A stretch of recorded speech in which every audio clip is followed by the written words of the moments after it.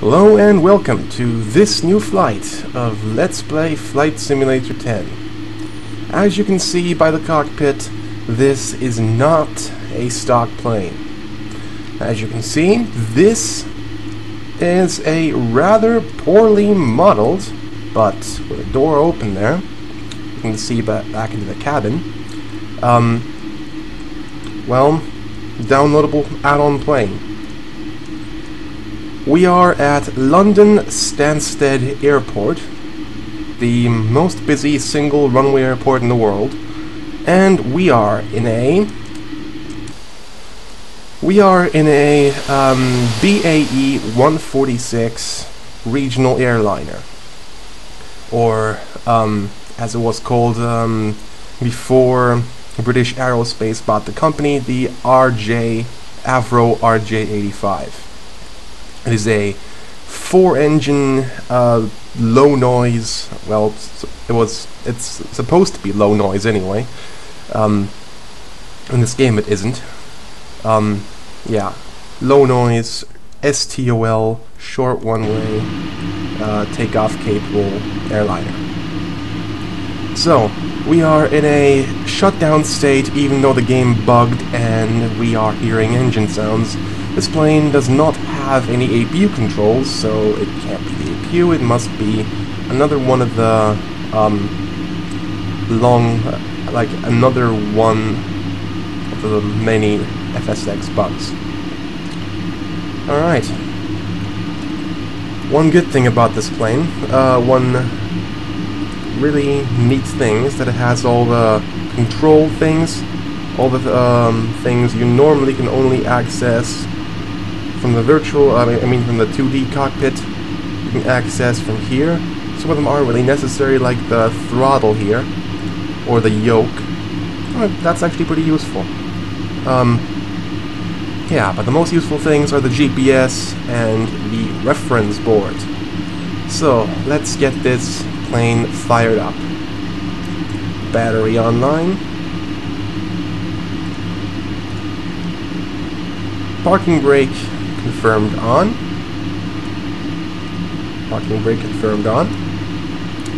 Landing gear lever check down. Where is the landing gear lever in this plane? Oh, there. Landing gear lever is down. Power levels idle. Power levels idle. Fuel switches, fuel cutoff showing red. As you can see here, that is the case. Fuel quantity check. I have no idea how to do that. I do not know where the fuel quantity is shown on this plane, so I'll just have to trust the simulator when I set it to full fuel. So, alright, we already turned on the battery. Let's turn on the avionics. As you can see, the engines are off. Don't believe the simulator's lies. Don't believe them. Alright. Beacon lights. I'm going to turn on the beacon lights. Rotating beacon light switch active. Now we have to turn on the engines. The doors are open. Let us close them. The stairs have vanished into thin air and the doors have closed, as has the door in the back of the cockpit, which is a pretty neat feature, I think. So, intake exhaust area clear. What's the next item on your checklist? Start the engines. Yeah, I'm not gonna do it manually. I tried it earlier before I started recording, and it bugged, and I couldn't turn on the engines. So, never mind that. I'll turn off the fuel cutoff and just press Ctrl E and let the simulator do the job for me. Engine 1 and 2 is increasing slowly but surely. It will ignite at about 21 and 22. Here it goes. Engine 1's active. This is going to take a little while until all the engines turn on. So, yeah. The startup sequence, neatly enough, also turns on the plane's alternators. So we don't even have to worry about that. In the meantime, we'll set up the autopilot. To 32,000 feet, our cruise altitude... Oh yeah, I forgot to mention where we're flying. Yeah, we are flying to the Faroe Islands.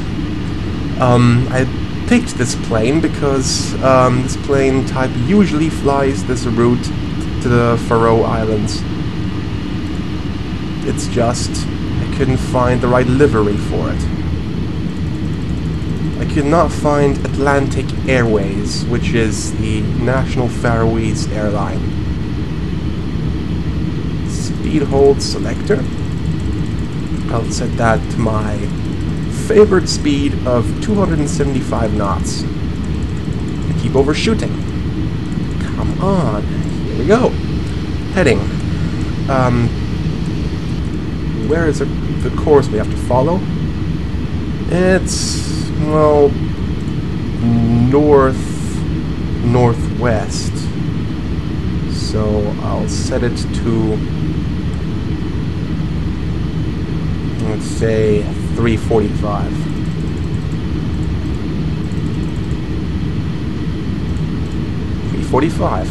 We don't have to do anything to the course at the moment. Anything else we can do later. Flight director we can turn on though. Why not? The engines are online, as you can see by their numbers here. 410 engine exhaust temperature, and all the other ones are high except fuel flow. So, let's get it started. We'll request IFR clearance from Stansted grounds. And we are Speedbird. We actually are Speedbird, not just no name. EKVG Airport. It doesn't even have a name. That's a bit scary. It's honestly a bit scary. I'm hoping it has a tower. I'm really hoping it does.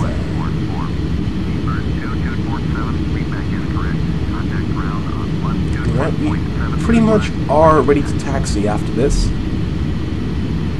So, let's request taxi IFR. We are Speedbird 2247. I don't know what the with Delta means, so if any of you know, please tell me. It won't be a long taxi though. That's one good thing. Turn on progressive taxi, acknowledge taxi clearance, release the parking brakes, and call for pushback. Here we go, being pushed back by magic. Thanks, Dumbledore, for using the airplanus push back us spell. Excuse my lame humor, but that's just me.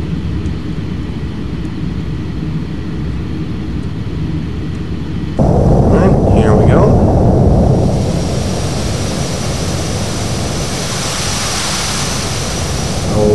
Okay. That's not a very long taxi. So we can stop right here pretty much.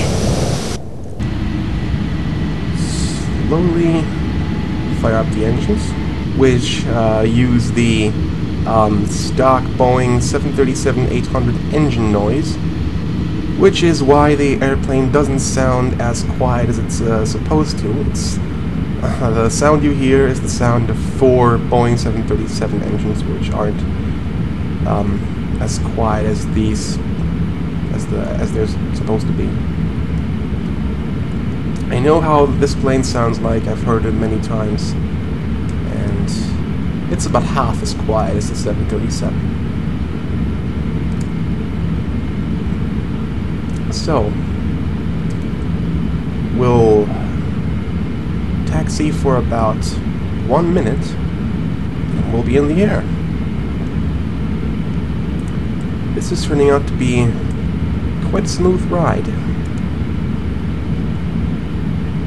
Weather conditions are pretty alright today. It's really nothing bad, so I'm hoping it's the same in the Faroe Islands. I have never actually landed this plane. I've never actually flown this plane before. This is a first with a new airplane.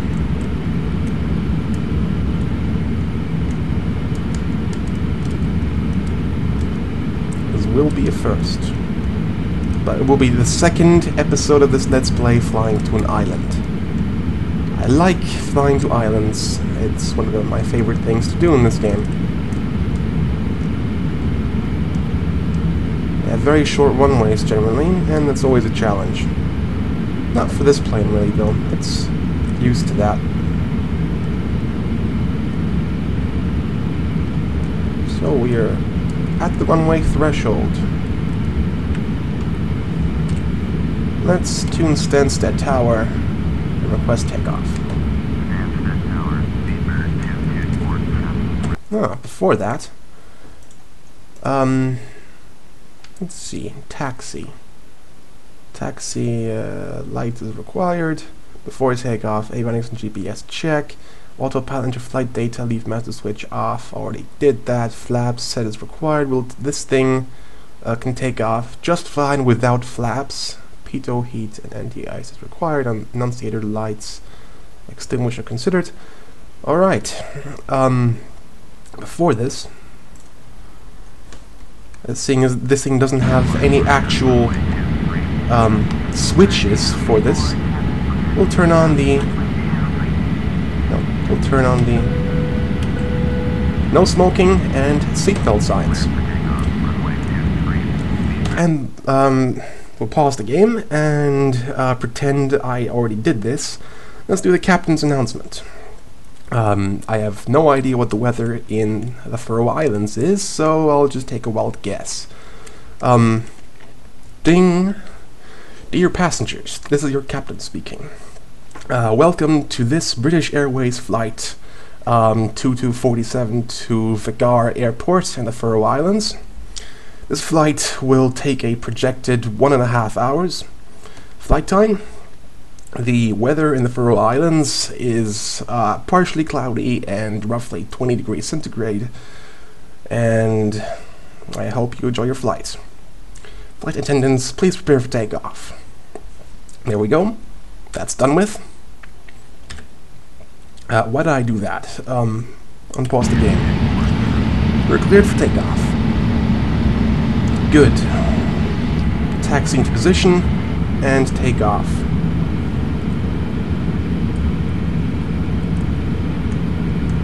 This plane does not need much of a runway to take off, seeing as this is an STOL plane.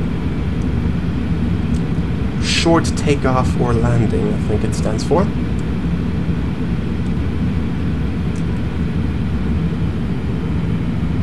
Let's maneuver onto the center line and fly. Alright, we are on the center line. Throttle up to 50%. Engine stats are increasing. Oh, before I forget, let's check what our V1, V2, and VR are.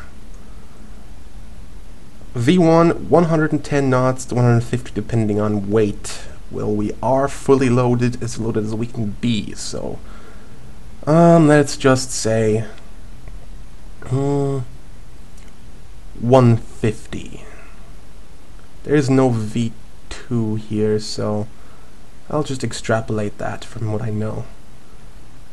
Let's say V1's 120, VR is 140. Let's just say that.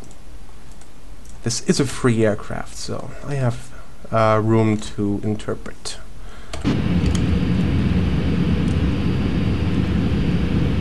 Alright, we are going.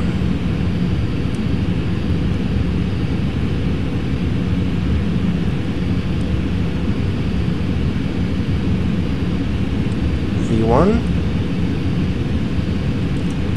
Rotate.